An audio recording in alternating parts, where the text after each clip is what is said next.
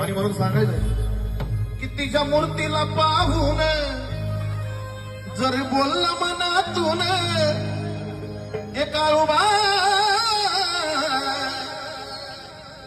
काळूबा, तिच्या मूर्तीला पाहून जर बोलला मनातून ती ऐकती आपलं सर्व काही, ऐकती आपलं सर्व काही. अहो ती डोंगराची माझी काळूबाई, अहो ती डोंगराची माझी काळूबाई.